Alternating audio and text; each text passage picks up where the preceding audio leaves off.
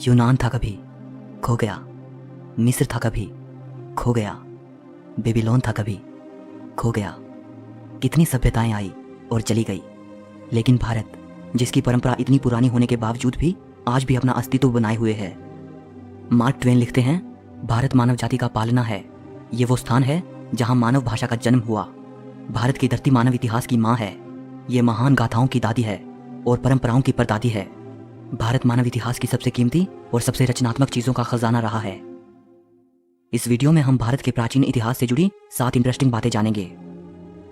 Number 1, archaeological evidences बताते हैं कि भारत का शहर वाराणसी दुनिया के सबसे प्राचीन बसाए गए शहरों में से एक है, जो आज भी अपने वजूद में है। इसे बनारस भी कहा जाता है और ऋग्वेद में इसे काशी कहा गया है। वैसे बनारस को कम से कम 3000 साल पुराना माना जाता है, लेकिन हिंदू मिथोलॉजी के अनुसार भगवान शिव ने 5000 साल पहले इस शहर की स्थापना की थी। और आपको जानकर हैरानी होगी कि जब 2500 साल पहले भगवान बुद्ध काशी आए थे, उस वक्त भी इसे द एंशिएंट सिटी कहा जाता था। हिंदू धर्म के 7 पवित्र स्थानों में से काशी को सबसे पवित्र माना जाता है। यहाँ तक कि जैन और बौद्ध धर्म में भी काशी एक बेहद पवित्र स्थान है। नंबर 2, तक्षशिला विश्वविद्यालय को दुनिया की सबसे पहली यूनिवर्सिटी माना जाता है। इसको ईसा से 700 साल पहले प्राचीन भारत के तक्षशिला शहर में स्थापित किया गया था। आजकल ये जगह पाकिस्तान में मौजूद है। तक्षशिला में विश्व भर के 10,500 से भी ज्यादा स्टूडेंट्स पढ़ा करते थे। Science, math, medicine, politics, astrology, astronomy, music, religion और फिलोसफी जैसे 60 से भी ज्यादा विषय यहाँ पढ़ाए जाते थे। अलग अलग विषयों के स्कॉलर्स ने अपने अपने आश्रम यहाँ बना रखे थे। हमारे मशहूर इकोनॉमिस्ट और फिलोसोफर विष्णुगुप्त चाणक्य तक्षशिला में आचार्य थे। चाइनीज ट्रैवलर फाहियान जब 5वीं सदी की शुरुआत में भारत आए थे, तो उन्होंने तक्षशिला को भी विजिट किया था।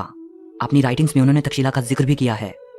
7वीं सदी ईसा पूर्व से लेकर 5वीं सदी तक भारत का यह महान विश्वविद्यालय अच्छी तरह फला फूला। 6ठी सदी आते आते विदेशी हमलावरों ने तक्षशिला को पूरी तरह से नष्ट कर दिया। नंबर 3, शिक्षा के मामले में आज भारत भले ही दुनिया के बहुत से देशों से पीछे हो, लेकिन एक समय था जब भारत की नालंदा यूनिवर्सिटी हायर एजुकेशन के लिए दुनिया का सबसे इंपॉर्टेंट सेंटर हुआ करती थी। नालंदा तक्षशिला से भी वेल ऑर्गेनाइज्ड यूनिवर्सिटी थी। कोरिया, जापान, चीन, तिब्बत, इंडोनेशिया, फारस और तुर्की जैसे देशों से स्टूडेंट्स यहाँ पढ़ने आते थे।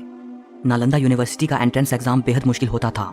चुनिंदा प्रतिभाशाली स्टूडेंट्स ही प्रवेश पा सकते थे। नालंदा के बारे में आज हमें जो ज्यादा जानकारी मिलती है, वो फेमस चाइनीज ट्रैवलर्स हुएनत्सांग और इत्सिंग की राइटिंग्स से मिलती है, जो 7th सेंचुरी में यहाँ आए थे। हुएनत्सांग ने अपनी भारत यात्रा के 2 साल नालंदा में बिताए थे। शुरुआत में वो एज अ स्टूडेंट यहाँ रहे, फिर बाद में उन्होंने यहाँ पढ़ाया भी। हुएनत्सांग लिखते हैं कि जब वो नालंदा आए थे, उस वक्त वहाँ 10,000 स्टूडेंट्स थे और 1510 आचार्य थे। ये अनुमान लगाया जाता है कि एक समय में हमारे ग्रेट मैथमेटिशियन आर्यभट्ट नालंदा के हेड थे। नालंदा में हजारों स्टूडेंट्स और स्कॉलर्स के अध्ययन के लिए एक विशाल लाइब्रेरी थी। इस लाइब्रेरी में 3 लाख से भी ज्यादा किताबें थी। 12वीं सदी के अंत में तुर्की हमलावर बख्तियार खिलजी ने नालंदा को जलाकर पूरी तरह नष्ट कर दिया। किसी जमाने में नालंदा एक भव्य यूनिवर्सिटी हुआ करती थी। आजकल बस उसके खंडहर ही शेष बचे हैं। नंबर 4, इंडस वैली सिविलाइजेशन के जन्म से ही भारत का इतिहास शुरू हुआ माना जाता है।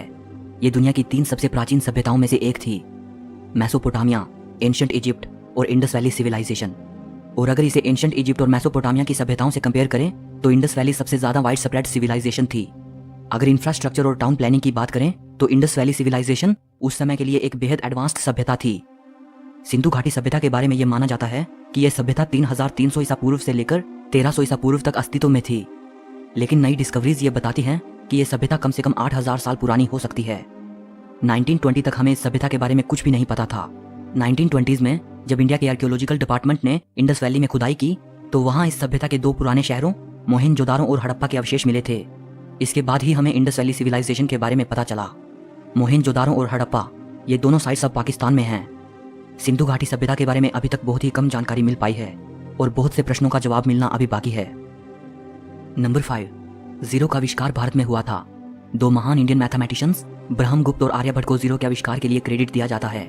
और जिनको आज दुनिया अरबिक न्यूमरल्स कहती है, इनका आविष्कार अरब में नहीं हुआ था, बल्कि 6th और 7th सेंचुरी में इनको इंडियन मैथमेटिशियंस ने इन्वेंट किया था। अरब और फारस के लोग इनको हिंदू न्यूमरल्स कहते थे। अल किंदी, जो कि अरब के मैथमेटिशियन थे, और अल ख्वारिज़मी, जो कि फारस के मैथमेटिशियन थे। इन दोनों की राइटिंग्स के जरिए ही ये भारतीय न्यूमरल सिस्टम यूरोप तक पहुंचा था, और इसीलिए बाद में यूरोपियंस इनको अरबिक न्यूमरल्स कहने लगे थे। आइंस्टाइन लिखते हैं, हम भारतीयों के बेहद ऋणी हैं, जिन्होंने हमें गिनती करना सिखाया, जिसके बिना कोई भी सार्थक वैज्ञानिक खोज नहीं की जा सकती थी।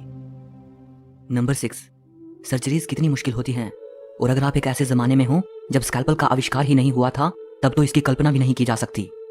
आज से 2600 साल पहले एक एंशिएंट इंडियन फिजिशियन सुश्रुत बेहद कॉम्प्लेक्स सर्जरीज किया करते थे, जैसे cataract, kidney stones, artificial limbs, rectifying fractures और इवन प्लास्टिक सर्जरी। सुश्रुत को पहला व्यक्ति माना जाता है जिसने इंसानों पर सबसे पहले मेडिकल सर्जरी परफॉर्म की, इसीलिए इनको फादर ऑफ सर्जरी भी कहा जाता है। सुश्रुत ने शल्य चिकित्सा पर एक संस्कृत ग्रंथ लिखा था जिसे सुश्रुत संहिता कहा जाता है।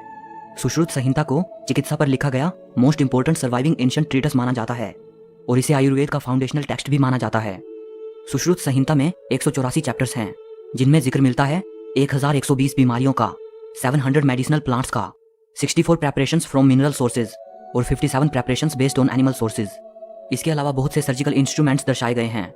8वीं सदी में सुश्रुत के इस महान ग्रंथ को किताब शाह शुन अल हिंदी नाम से अरबी भाषा में भी ट्रांसलेट किया गया था।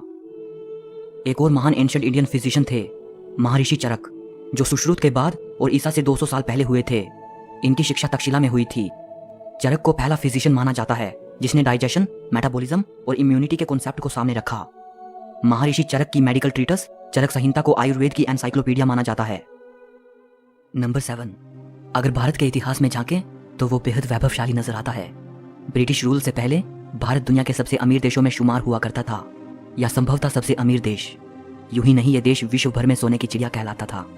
अगर कहा जाए तो गलत ना होगा कि इस देश की मैसिव वेल्थ ने ही इतने इन्वेडर्स को यहाँ आकर्षित किया। हैरानी की बात है कि इस देश को खोजने की चाहत ने अमेरिका की खोज करवा दी। कोलंबस जो भारत के लिए निकला था और गलती से अमेरिका पहुंच गया, और कोलंबस के महज कुछ साल बाद ही वास्को ड गामा भारत की जमीन पर कदम रखने वाला पहला यूरोपियन बना। सो इस वीडियो के लिए बस इतना ही। अगर आपको वीडियो अच्छी लगी हो तो लाइक और शेयर कर देना, और हिस्ट्री से जुड़ी ऐसी ही वीडियो देखने के लिए चैनल को सब्सक्राइब करके घंटी को दबा देना। सो मिलते हैं अगली वीडियो में।